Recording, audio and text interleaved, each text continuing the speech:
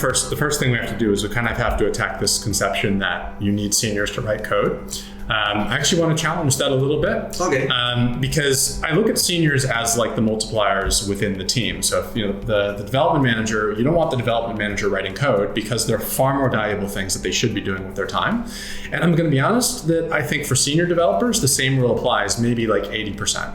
Right. There's a lot of code out there, so if you're building an app that you collect data from a form and then that has to be sent through a REST API or an RPC API to a service, right? And then there's some business logic that runs there and then it comes back, right?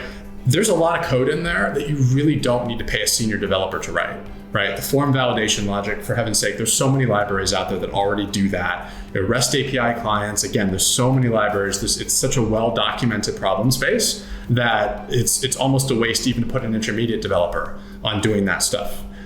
Maybe some stuff when you get to the back end with some of the business logic, or maybe there are some complexities on the front end where different components have to integrate, and where you get those areas where you have a lot of complexity, where you have more architectural concerns, by all means, get your senior developers to kind of lay the rails, to kind of build that foundation.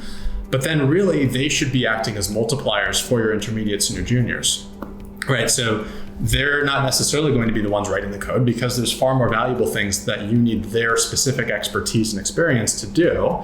So the intermediates and the junior devs will work on that stuff, and they will then act as mentors. They'll provide the oversight, they'll provide the code review.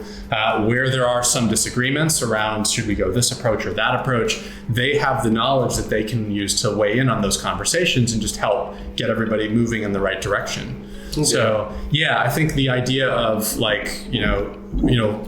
only hiring seniors, or fine, we'll take juniors, but only if they have a couple years of experience, or really we just focus on intermediates. Like, why do you think this happens? Yeah, and I get it, because especially if it's someone who's like fresh out of university or like a boot camp where it's like this is their first job, then sure, there's a lot to learn about how to be a developer, how to be a member of a work team. And I get it, like a lot of employers kind of see that as a burden, as overhead. And while I get it, I also kind of would question that, because to a certain extent, it's not like seniors are like maintenance free.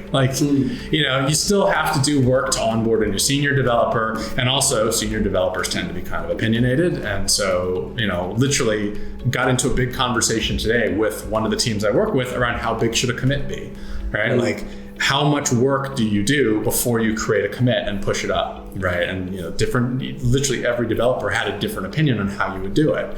Gosh, it was like 20 minutes, but that's 20 minutes you're never going to get back. And at the end of the day, honestly, who cares? You just rebase before you merge, and then everyone's happy.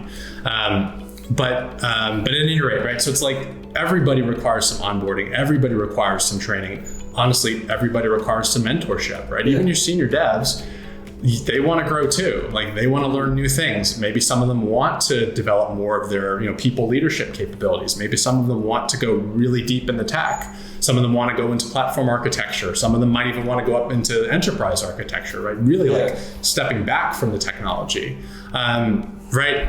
They need mentorship, they need guidance, they need onboarding too. So I kind of think it's I don't really think it's correct to say that junior devs need more mentorship or support or guidance. I think they just need a different kind.